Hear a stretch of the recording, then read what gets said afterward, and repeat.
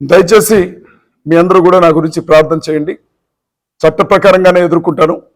నన్ను ఎలాగైనా అరెస్ట్ చేయాలి, సెంట్రల్ జైలుకి, రాజమండ్రి సెంట్రల్ జైలుకి పంపించాలి అని మహాకూటమి రాజేష్ గారు విశ్వ ప్రయత్నం చేస్తున్నారు. నా మీద సిట్ అధికారులకు కంప్లైంట్ చేశారు. ఆయన నాకు నోటీసులు పంపించి నన్ను అరెస్ట్ చేసి రాజమండ్రి సెంట్రల్ జైలుకి తీసుకెళ్తామని వార్నింగ్స్ ఇస్తూ ఉన్నారు.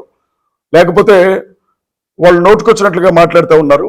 నేను చట్టాన్ని గౌరవిస్తాను, రాజ్యాంగాన్ని గౌరవిస్తాను, న్యాయ వ్యవస్థను గౌరవిస్తాను, పోలీసులను గౌరవిస్తాను. నా వంతుగా నేను కంప్లైంట్ చేశాను. ఇన్ని రోజులు ఈ రాధా మనోహర్ దాస్ ఎంత కాలం అండి, హమారా ప్రసాద్, కరుణాకర్ సుగ్గున, లలిత్ కుమార్ బైబిల్ గ్రంథాన్ని ఎన్ని బూతులు తిడతారు, యేసుక్రీస్తు ప్రభుని ఎన్ని మాటలు అన్నారు, మరి తల్లిని ఎన్ని మాటలు అన్నారు, ఎంతమంది క్రైస్తవుల గుండెల్లో గుణపాల లాంటి మాటలతో గుచ్చారు, ఎంత అసహ్యంగా బిహేవ్ చేస్తున్నారు.